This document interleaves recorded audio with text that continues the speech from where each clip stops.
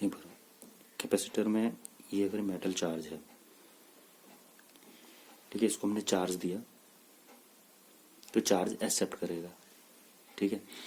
अब ये चार्ज जब एक्सेप्ट करेगा, एक चीज़ यहाँ पे है जो एयर है वो क्या होगा, बैड कंडक्टर होगा या इंसुलेटर होगा, ठीक है।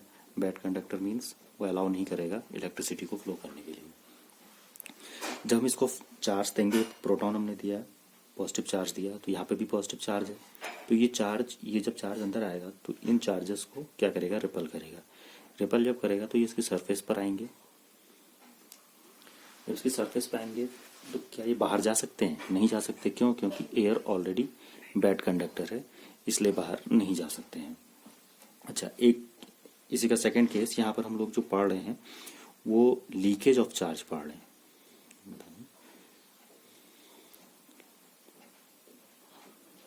ठीक है, या ब्रेक डाउन इंसुलेशन, ये क्लियर करेगा कि कैपेसिटर का क्या प्रिंसिपल है। ओके,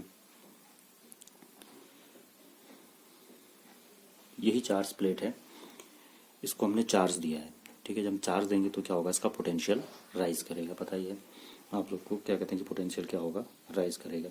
ओके, यहाँ पर अगर एक एयर मॉलिक्यूल हम ले लें, ठीक है, एयर मॉलिक्यूल है तो सीधी सी बात है, इसके पास प्रोटॉन भी होंगे और इलेक्ट्रॉन्स भी होंगे।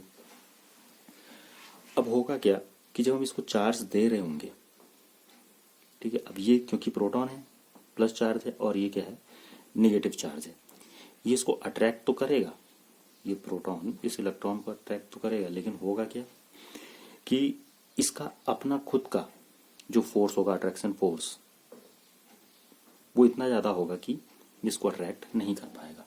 ठीक है, कोई बात नहीं। अब हम जैसे जैसे चार्ज इसको हम देते जाएंगे तो एक टाइम ऐसा आएगा, क्या कहते हैं, हाँ, एक उससे पहले जब हम चार्ज देंगे तो इलेक्ट्रिक फील्ड भी हमारा जो होगा वो बढ़ेगा। इलेक्ट्रिक फील्ड क्योंकि वो इक्वल्स टू 1/4πε0 Q/r², ये होता है। मीन्स हम इसको चार्ज देंगे तो इलेक्ट्रिक फील्ड इंटेंसिटी भी क्या होगी, बढ़ती जाएगी। जब इलेक्ट्रिक फील्ड इंटेंसिटी बढ़ेगी तो उससे क्या होगा, उससे एक चीज होगा, हमने एक फॉर्मूला पढ़ा है F=Q/E, ये होगा force due to electric field. मतलब इस जैसे जैसे हम इलेक्ट्रिक फील्ड बढ़ाते जाएंगे ये फोर्स भी बढ़ता जाएगा। तो ये फोर्स बढ़ता जाएगा तो होगा क्या कि ये जो इलेक्ट्रॉन है ये इस प्रोटॉन से अट्रैक्ट हो जाएगा। पहले नहीं होगा, होगा कब, जब हम इसको चार्ज देते रहेंगे। तो चार्ज देने से क्या होगा, इस चार्ज देने से इलेक्ट्रिक फील्ड का जो वैल्यू होगी वो बढ़ती रहेगी। जब इलेक्ट्रिक फील्ड की वैल्यू बढ़ती रहेगी तो ऑब्वियस सी बात है कि फोर्स भी बढ़ेगा। तो फोर्स बढ़ेगा तो ये जो इलेक्ट्रॉन है अब इससे अट्रैक्ट हो गया। ठीक हो गया, चलिए ये इससे अट्रैक्ट हो गया, यानी कि ये जो एयर मॉलिक्यूल है आयनाइज हो गया है। ये इलेक्ट्रॉन यहां जाएगा और एक प्रोटॉन को इसने क्या कर दिया, न्यूट्रलाइज कर दिया। ठीक है, और ये क्या हो गया, प्लस हो गया, यानी ये आयनाइज हो गया है। यहां पर एक इलेक्ट्रॉन क्या हो गया, कम हो गया, सॉरी इलेक्ट्रॉन जो कह रहा हूं, प्रोटॉन जो हो गया वो कम हो गया। अब हम इसको एक प्रोटॉन और दे सकते हैं, इसका मतलब तो देखिए इसकी कैपेसिटी बढ़ रही है। ठीक है, और उसके बाद क्या होगा कि इसके पास जब ये आयनाइज हो जाएगा तो एक और एयर मॉलिक्यूल यहां पर होगा, सेम चीज वही होगी कि इसकी इलेक्ट्रिक फील्ड इंटेंसिटी बढ़ चुकी होगी। और अब जब ने इसको चार्ज दिया तो इसकी इलेक्ट्रिक फील्ड बढ़े, इंटेंसिटी, फोर्स बढ़ा, तो इस इलेक्ट्रॉन ने एक दूसरे प्रोटॉन को न्यूट्रलाइज कर दिया। अब हमने इसको क्या कर दिया, इसकी पोटेंशियल क्या हो रही है, बढ़ रही है। लेकिन एक्चुअली ऐसा लग रहा है कि बढ़ रही है, लेकिन बढ़ नहीं रही है, क्योंकि अब ये चार्ज जैसे जैसे होगा इसके नेबरिंग मॉलिक्यूल्स जो होंगे, एयर मॉलिक्यूल्स, वो आयनाइज होते जाएंगे।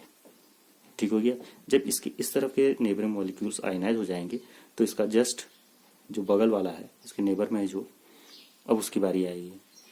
ठीक है, ये आयनाइज होना स्टार्ट हो जाएगा, ये इलेक्ट्रॉन यहाँ जाएगा, ठीक है, ये हो जाएगा प्लस, फिर हमने इसको एक प्लस चार्ज दिया। ठीक है, तो ऐसा लग रहा है कि इसकी कैपेसिटी बढ़ गई है, एक्चुअली कैपेसिटी बढ़ नहीं रही है, ये चार्ज जो है हमारा लीक होता जा रहा है। अभी तक एयर जो क्या था, बैड कंडक्टर था, अब वो क्या हो गया है, गुड कंडक्टर हो गया है, क्योंकि चार्ज फ्लो करना शुरू कर दिया है।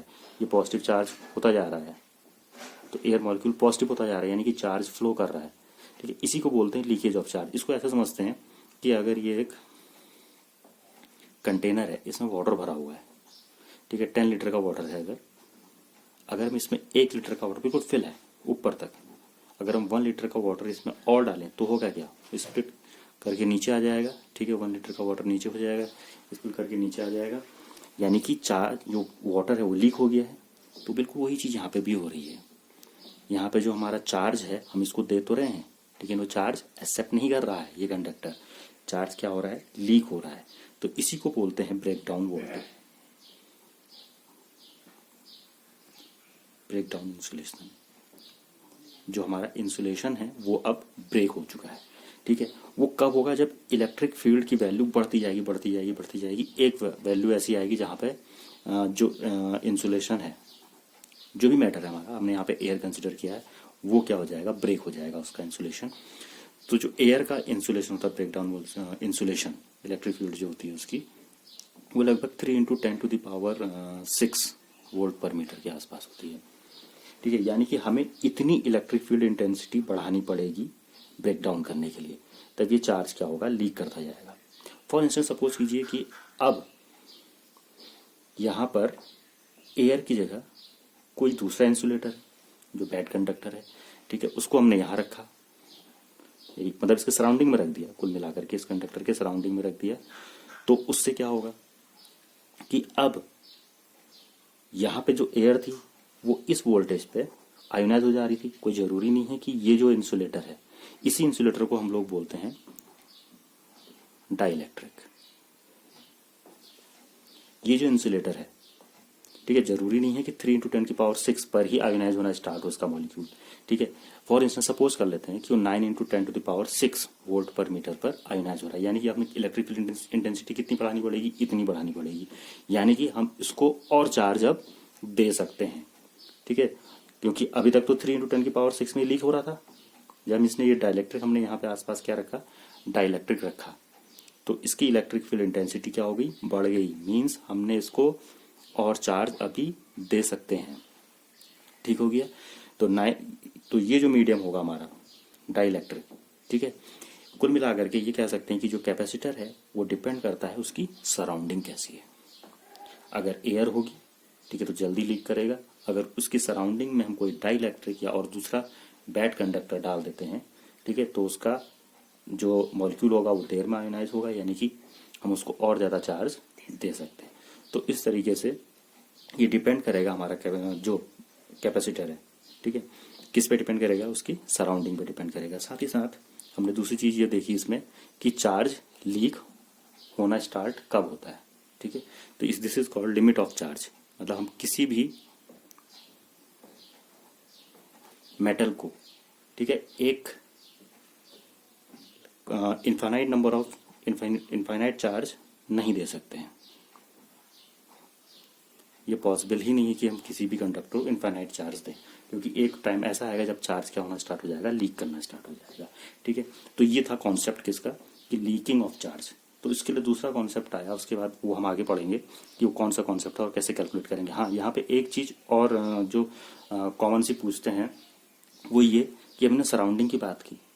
ठीक है, एयर के केस में तो ठीक हो गया कि इस वोल्टेज पे वो लीक करना स्टार्ट हुआ, और जब हमने उसका इसको रिप्लेस कर दिया किसी डाइलेक्ट्रिक से, तो उसका जो कैपेसिटी थी वो बढ़ गई। क्यों बढ़ गई, क्योंकि इलेक्ट्रिक फील्ड जो है वो बढ़ चुकी है, इस वजह से बढ़ गई, इसलिए उसकी कैपेसिटी बढ़ जाती है। हाँ, अगर ऐसा हो, वैक्यूम अगर हो जाए,